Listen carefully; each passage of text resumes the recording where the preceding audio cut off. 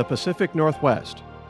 Beautiful, majestic, but with a mysteriously destructive force lying just beneath its surface. Washington State lies directly beneath the Ring of Fire, a circle that traces the continents and islands on the outer rim of the Pacific Ocean. These are populated with extinct and active volcanoes, from New Zealand to the Alaskan wilderness. But a high concentration of these volcanoes reside in the Pacific Northwest and show a very active and explosive history in the not-so-distant past. Some mountains in the chain have completely disappeared in massive eruptions, such as the sites of Crater Lake and Newberry Crater in Oregon. Sleeping giants like Mount Rainier near Seattle and Mount Hood near Portland continue to keep scientists on guard. No better reminder of the potential for this ominous destruction was the awakening of Mount St. Helens in early 1980. What started with a few deep earthquakes below the mountain soon grew into signs of volcanic life when cracks in the summit snow appeared and a steam vent blew open a small fissure. More concerns arose when the north side began to bulge at a rate of 5 feet a day. Something dreadful was coming. On May 18, 1980, the event began with the largest landslide in recorded history as one side of the mountain gave way and unleashed a massive 9-hour eruption. A giant ash cloud followed, and cities to the east were eclipsed by it in the middle of the day. After the ash settled, 57 people were dead. Hundreds of square miles of forests were destroyed.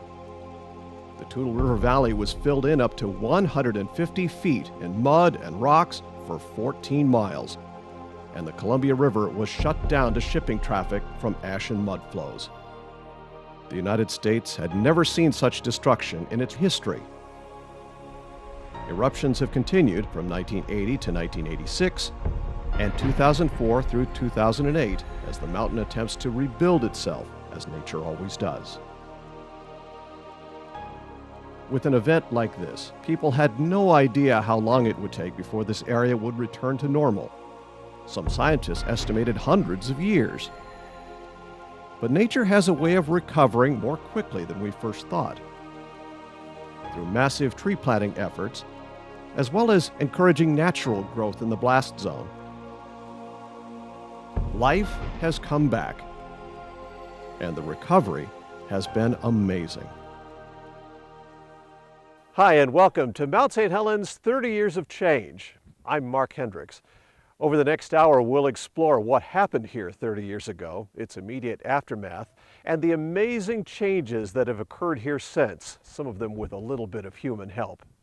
A lot of people remember exactly what they were doing the day the mountain erupted, May 18th, 1980. In fact, for many people who live within 500 miles of here, that moment is absolutely imprinted forever.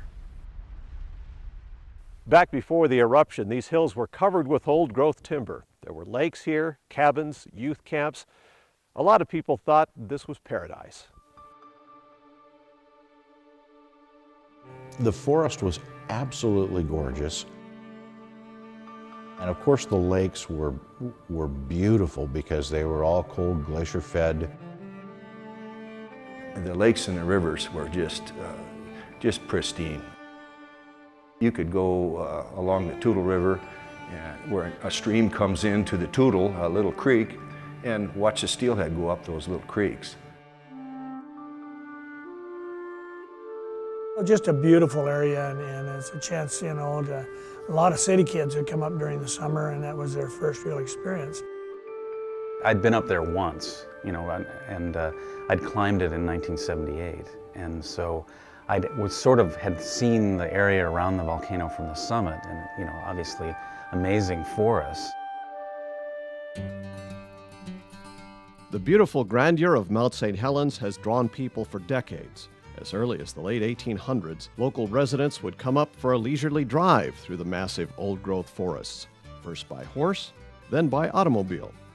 They would horseback ride and camp in the hundreds of square miles of this amazing outdoor wilderness. Eventually, summer cabins, lodges, and youth camps dotted the landscape. drawing visitors on a regular basis. During winter, adventurers would hike the mountain, then ski down its almost perfect slope. The more daring would ice hike, then camp at the top for an amazing view. The diehards started clubs for climbing and skiing, all for the enjoyment of spending time at the mountain. Anglers of all ages took advantage of large trout, and there was no better place to cool off than in the glacier-fed waters of Spirit Lake. It was a recreational wonderland. I remember one particular winter when we hiked into the Y Camp and stayed there for 2 or 3 days. It was a beautiful, beautiful area up here. My wife and I and kids spent days up here in this area. You could drive all day in the Weyerhaeuser road system and the forestry roads and never see the same thing twice. Mount St. Helens' beauty was a bit deceiving, for it was a young volcano, lying dormant beneath its pristine glacial peaks. Most of what the mountain we know today was built in the last 2,500 years. So it's very, very young, very active geologically. Has basically grown up since the last glaciation. So Mount St. Helens was very smooth and symmetrical cone-shaped volcano, and very much like Mount Fuji in Japan. This area was prized for its recreation, for its great beauty, and also because it held some of the most valuable commercial timber on the planet. In fact, Weyerhaeuser's biggest parcel was just north of the blast zone. Nobody had a better appreciation for its value than Dick Ford, who is the superintendent of the land for Weyerhaeuser. I've been in the area my whole life, but after becoming a forester for Weyerhaeuser in 1970, I became eventually a district forester. Mount St. Helens actually grows some of the best trees in the world. There's no other place in the world that has this amount of rainfall and these productive soils to grow Douglas fir. And it is the #1 building wood in the world. This was our largest district that we had anywhere in the world, and Weyerhaeuser at the time had nearly 35 million acres, so that tells you how large this was. The last known eruption of the volcano was in 1857, and in the decades that followed, hardly anybody thought it would erupt again. Suddenly, in early 1980, the mountain began to show signs of life. We were just doing our normal stuff, and then one day we got a notice that Mount St. Helens was becoming active, and we were to leave the area for a while, at least until they could understand. And the first notice was some very deep, long earthquakes that indicated, because they were right under the mountain, that it was something occurring inside of the mountain. As days followed and the mountain cleared up, we started seeing some cracks forming, very large cracks forming in the mountain. And then day after day, there began a buildup. And what we didn't know what was happening, but there was a magma pool forming in the mountain. The mountain first became active in March 20th. There was one seismometer, and the folks from the University of Washington seismology lab went down and confirmed that there was earthquake activity. So there was some scrambling that went on as the earthquake activity built to establish additional seismometers around the volcano. For those who grew up in the Pacific Northwest, the sight of a volcano's snow-capped peaks always brought a sense of awe and beauty, but hardly ever a feeling of danger. I can remember being in a classroom and we were talking about the Cascade Mountains and being told Mount St. Helens was a dormant volcano. I never imagined it ever had the potential for doing what it did. A lot of these guys have been around here all their lives. Families that homesteaded in the valley here. Stories of their dads and granddads that had worked out here also. So the general feeling was this was not going to be anything big. I mean, everybody's got a volcano that's idling somewhere around them, you know, but nobody expects to ever have to deal with it or be there when it happens, because it's, you know, hundreds or thousands of years in between. I'd be long gone before that thing would ever erupt. That's what we used to talk about. Of course, there are some people who are not all that surprised when the mountain came alive. If you know where to look, there's evidence all over this area of past eruptions, such as Silver Lake, which is the product of a mud flow from a long time ago. On the south side of Mount St. Helens, we have the Ape Caves and the cave basalt lava flows, which are a tremendous attraction. And they're from one period, as far as we know, in Mount St. Helens history, about a couple thousand years ago, when Mount St. Helens did produce a more mafic, deeper flowed magma, these basaltic eruptions. You can find ash from Mount St. Helens from past eruptions way up in Canada. So it's been a major ash producer, and these large vertical ashfall eruptions have been an important occurrence in the past. With the knowledge of past eruptions, scientists went to work on trying to estimate what could happen next. There was a lot of discussion, as you can imagine, about what the mountain was doing and what it was not. They thought that we would have a vertical blast, that all past eruptions indicated that that's what Mount St. Helens does. And what we knew was that this volcano could explode and was known for explosive eruptions. Visibly, the mountain was changing, and as it changed, I think even the people that have worked here a long time started realizing that this is not normal. Still didn't anticipate what actually did happen. And what geologists tell us is that the magma was rising, the hot molten rock was rising within the volcano. As it came up into this very wet snow cone of a mountain, was drying out the inside of the mountain, and there was pressurized steam which was erupting out of the summit. After the initial steam eruptions, scientists put more instruments on or near the mountain to try to figure out what was going to happen next and how soon. To their great alarm, St. Helens began to grow. The instrumentation at that time, 30 years ago, was much more primitive than we have today. As a matter of fact, a fairly new instrument available to the geologists at the time were these laser rangefinders, surveying device. And they actually had a new one that they had purchased that they brought up to Mount St. Helens, and they were putting targets, prisms on the side of the volcano and shooting a laser beam at them, and at very precise timing, it would time the speed that it took the light to go forward and back. These things are set up to measure millimeters of motion, like the growth of your fingernail type rate. They were getting parts of a meter of motion. It was moving, 5 feet a day. And they thought the instruments were incorrect. So they sent the instrument back to be recalibrated, and no, it was correct, and it was swelling at that rate. It doesn't take any kind of a scientist really to tell you that if the side of a mountain is growing by several feet a day, that something really bad's going to happen.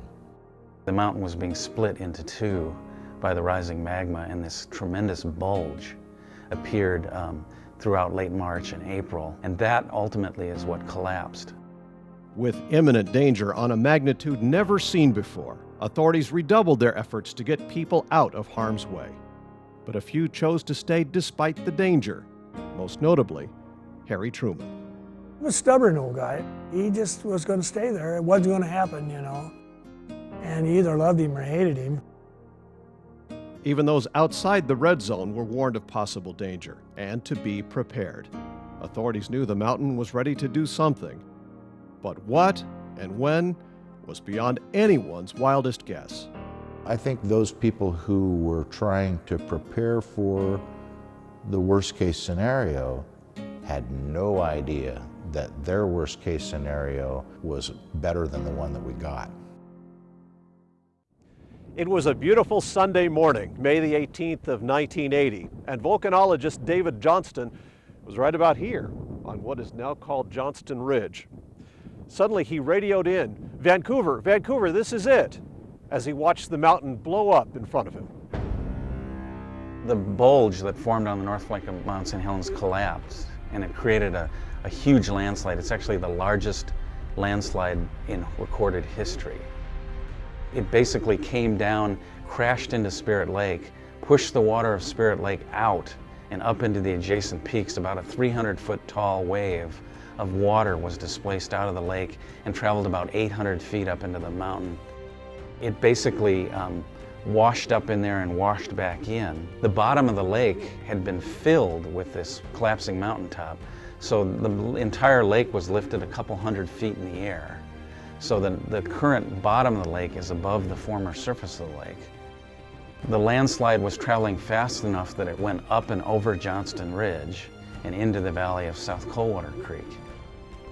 Most of the landslide made a pretty untidy left turn and headed west following the path of least resistance down the North Fork of the Toutle River Valley and flowed about 14 miles downstream to about where that giant bridge, the Hofstede Bridge, is now. And that took about 10 minutes time for that whole thing to come to rest. After the landslide, the full power of the mountain was unleashed. The north flank of the mountain slides down, opens up that chamber, and basically you had this sideways release of tremendous pressure in this tremendous sideways explosion, what we call the lateral blast. And that thing was traveling supersonic at first, and over the up to 17 miles that it traveled from the volcano, it was going at an average speed of about 350 miles an hour. It was not just the blast of air, it was a blast of hot, glowing, fragmented rock. It has been described as 500 atomic bombs, so you can imagine that. If you look at the first 6 miles, it's what we call the zone of complete destruction. There's nothing left. The trees that were there are gone, the earth is gone. It's blown to bare rock. Any vehicles or any people that were in that area have never been found. And of course, as it tore the forest apart, in the first ridges closest to the volcano, Johnston Ridge included, it was powerful enough that it literally pulled the trees apart into pieces, and that blasted forest became part of the blast itself. Geologists call the area on Johnston Ridge the tree removal zone because the blast was literally picking the trees apart and fragmenting them, and all you'll see on Johnston Ridge today are the remnants of fragmented stumps.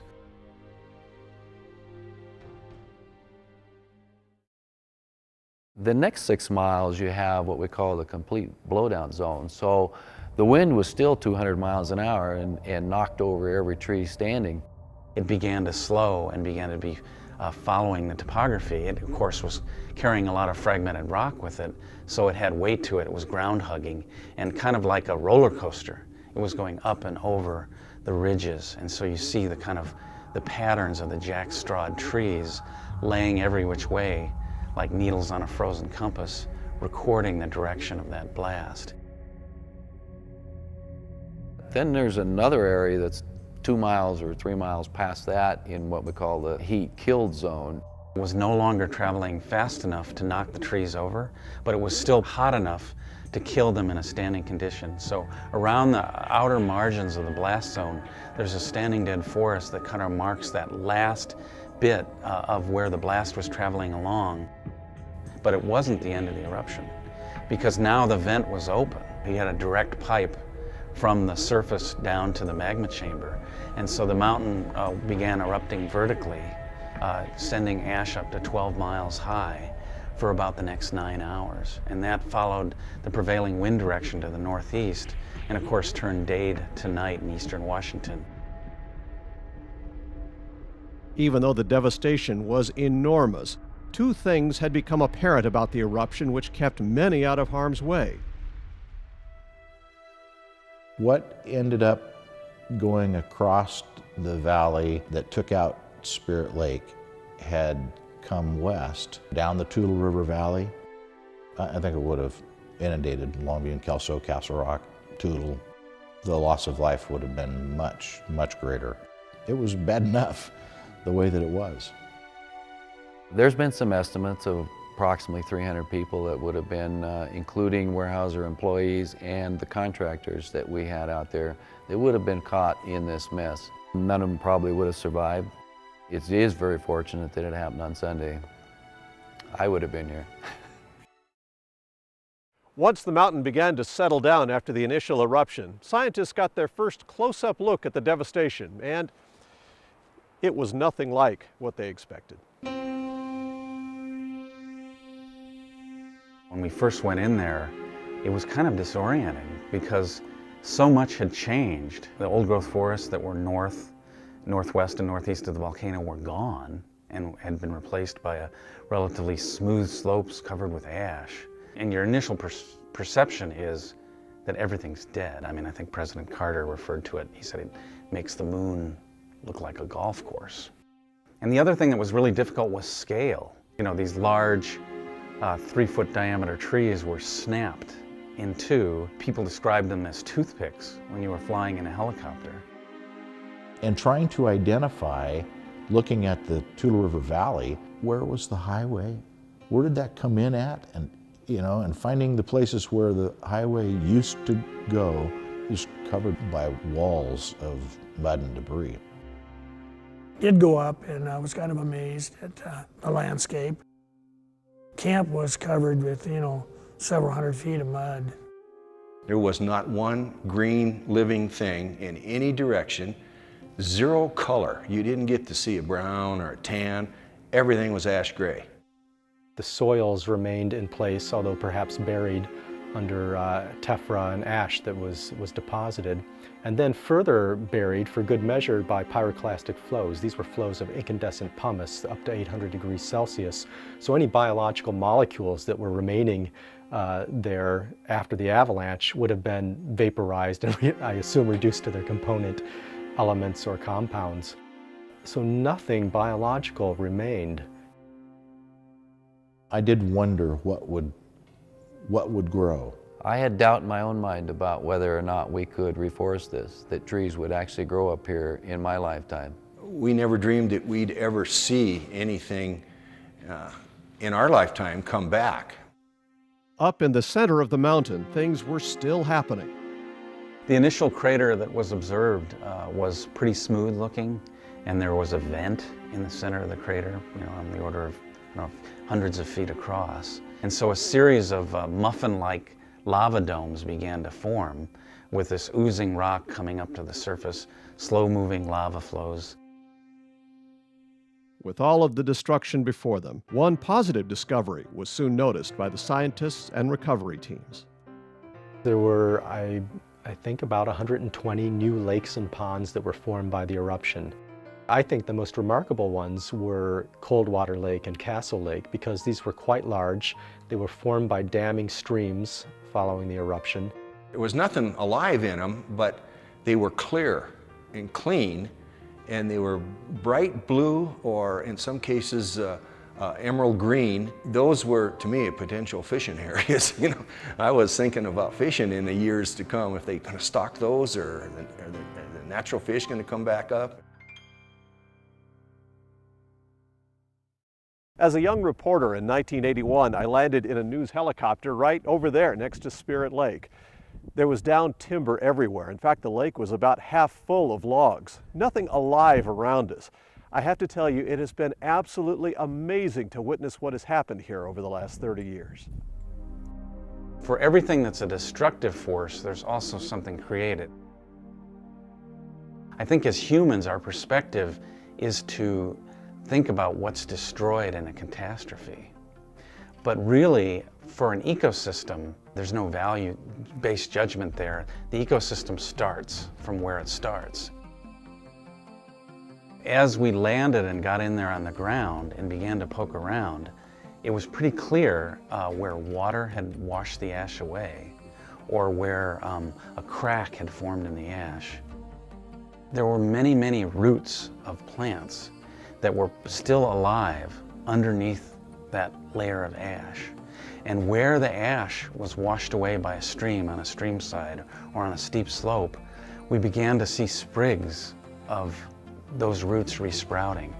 So that timing of the eruption, that May timing when there was snow in the mountains, when the ground was wet and cold and the plants were dormant, was a key factor to lots of plants surviving where they could get through the overlying ash. One of the important processes for the formation of new plant communities there was going to be, and has been, the formation of new soils. The eruption occurred in May, snow was still on the ground, the gophers were still underground and under snow, and so they survived.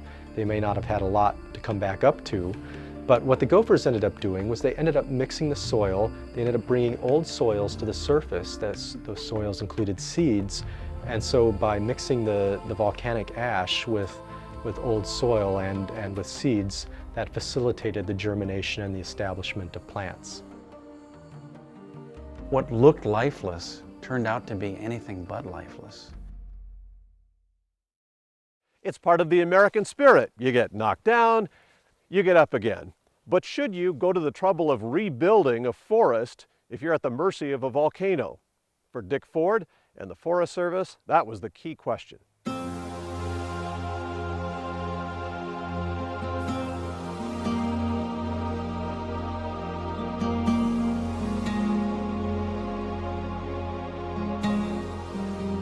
When I first came up here and I saw the devastation, I had doubt in my own mind about whether or not we could reforest this, that trees would actually grow up here in my lifetime. We had 650 miles of roads that were buried by this ash, culverts washed out, bridges gone. So we spent 3 months cleaning out the roads, fixing bridges so we could have access back into this area before we could even start harvesting. Nobody in the world had ever faced anything like this, both from salvaging logs to the reforestation. First thing we did was buy a few trees from other people that had surpluses so we could plant our next season, which would have been 1981. You need a 2-year window at minimum to plan for reforestation because that's the minimum age of a tree that you plant in the ground. We had some real challenges here though. You normally have to have the roots into good organic soil. That soil was buried by ash here. So we knew that we were going to have to dig through the ash and then put the roots in the soil underneath. That was going to be a real challenge since some of the ash was as deep as 2 feet. The plan was we'll stay as far away from the mountain as we can get. 18 miles is our farthest ownership from Mount St. Helens that was in this blast. So we started there the first year. The ash was only about 2 inches deep, so that made it simpler from that perspective, and we saved the worst for last because it was the closest to the mountain. The time we finished, which was 1987, we had a good feeling of the safety aspect of what was going to happen and felt more comfortable about moving closer and closer to the mountain. By the time we got done, we had reforested 45,500 acres with a little more than 18 million trees.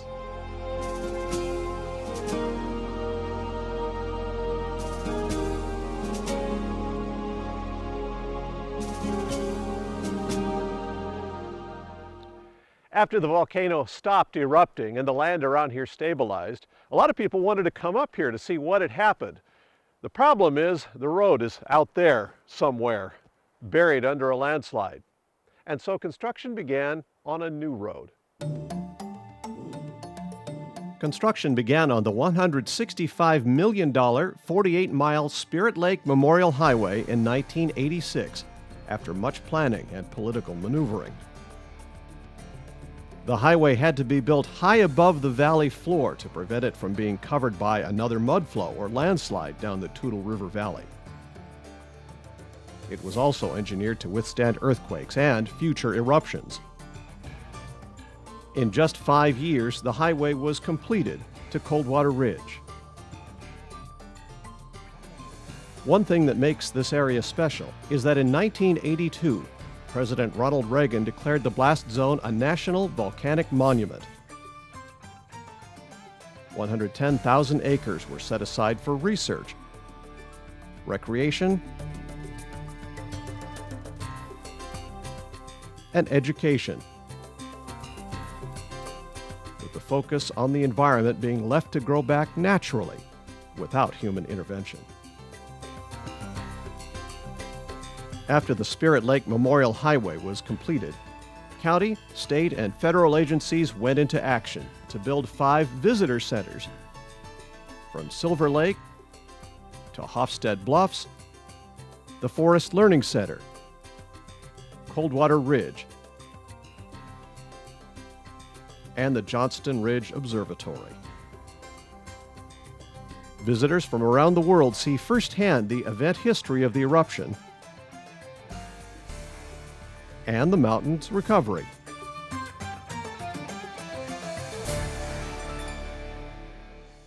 One of the major problems caused by the eruption was all of that ash and sediment washing down the Toutle River and into the Columbia, where it disrupted shipping. So the Army Corps of Engineers designed and built the Sediment Retention Dam. It's a massive 1,800 feet long and 184 feet high and made from earth rather than concrete. Its sole purpose is to let the Toutle River flow but hold back the ash and sediment from the mountain.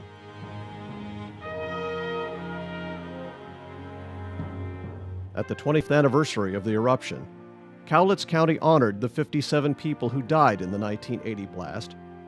We did a big memorial for those that were lost during the eruption of the mountain, and we have a big plaque at Hofstad Bluffs that's sort of dedicated to those who didn't make it.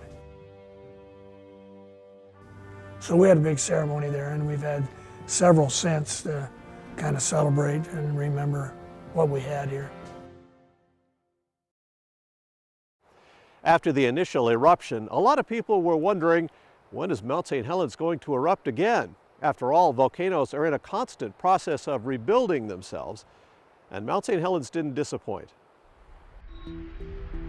March of 1982, there was an explosion from the dome, and it melted a bunch of snow and ice in the back wall of the crater, which broke out and created a flood down the North Fork Toutle River, a small mud flow that went essentially almost down to where Elk Rock is. We're looking at these loose, fragmented volcanic materials that are sort of draped on the landscape, just kind of piled up there. And where water runs down through it, like the canyons in front of the crater, it carves these tremendous notches in this loose material. One of the big surprises following the eruption was not just the formation of the lava dome, but quite its opposite, a glacier right next to it. After 1986, the mountain kind of went quiet, and went quiet for about 18 years.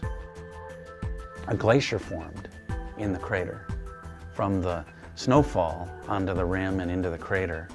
That area around the back of the crater, shaded from the south by the crater walls and shaded by the lava dome to the north, was a perfect spot. So America's youngest glacier formed. The mountain came back to life in 2004 to begin another major dome-building phase. The first sign we had of it were swarms of earthquakes. Of course, again, earthquakes being an important indicator of rock fracturing and magma movement beneath the surface. So many of us expected this seismic swarm to kind of build and then die off. And each subsequent phone call that I'd get from the geologist is, Peter, it's continuing to increase. And so it became clear within the matter of days to a week that Mount St. Helens was getting ready to do something. Of course, the world's attention was focused on Mount St. Helens, and over the course of about 2 to 3 weeks, we went from a quiet volcano to one that was back into an eruption. We were getting a very large dump truck load of lava being erupted continuously into the crater every second. So at that rate, geologists calculated that it would be probably 100 years or less for that missing part of Mount St. Helens to be rebuilt. Mount St. Helens is not done, and we certainly need to watch it. To some scientists, the quick regeneration of the area is not a big surprise. Eruptions and recovery are just a part of living in the Ring of Fire. When Mount St. Helens gets busy, it can get very busy, and it can do impressive things. And that obviously builds a mountain that we know and love, but it also has some potential consequences in terms of the hazards associated with that volcanic activity. Coldwater Lake didn't exist prior to the mountain's eruption, and now it's a symbol of the renewal of this area, because not only is it a great place to come and sit and spend an afternoon, it's also possible to catch fish in here. Our planet has an incredible ability to regenerate and to see new growth. As much as the eruption caused a change, so much is still the same. May never be quite the same, but in a lot of ways it will always be the same too. There's no way stopping nature. It's going to do what it's going to do, and if it's erupted and come back 3 or 4 times, it's going to continue to do that. We can't screw it up enough that she can't fix it. You see elk, deer, coyotes, cougar, mountain goats in the high country.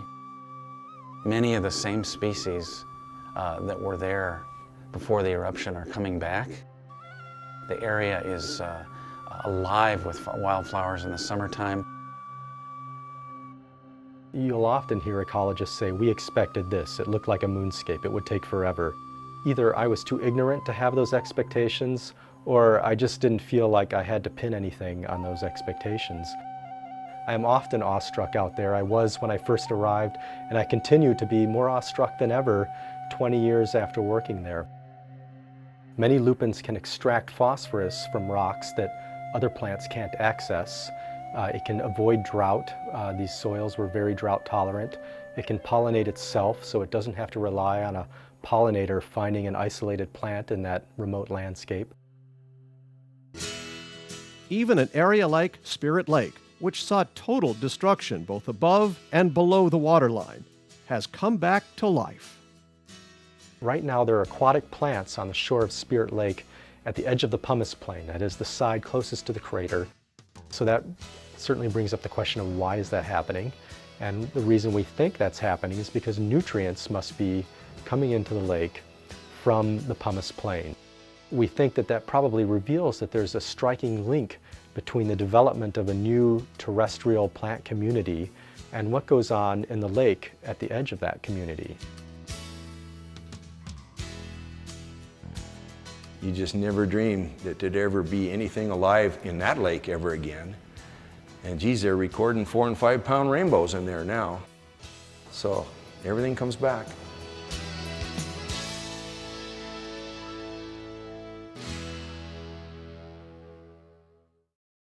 The eruption 30 years ago affected so many lives, and for some of those folks, the change was profound. The biggest impression it had on me is how temporary everything is.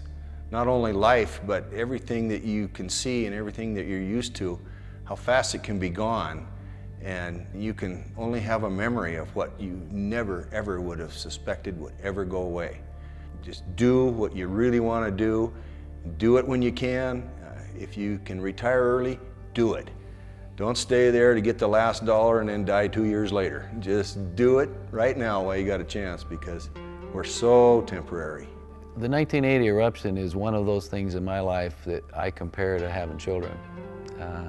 There's nothing yet that compares to having children. This is a close second. Even today when I drive up here, it just never ceases to amaze me that these things were planted in an area that went through that kind of devastation and that deep ash.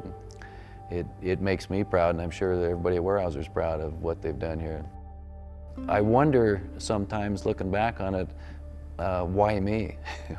Why was I placed here to go through all of this?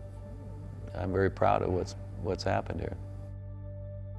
My appreciation of the complexity at Mount St. Helens has grown by leaps and bounds. That even with relatively few species, things are extremely complex, and they're just quite different than perhaps than you see other places.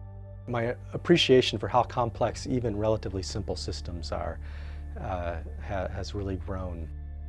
Well, I kind of like to see it during my lifetime come back. Probably is going to take years and years, but it's coming back, and beauty is different, but there. After 30 years since May 18th, 1980, people are coming up to the mountain to reconnect with the beauty and to remember what changed this landscape forever.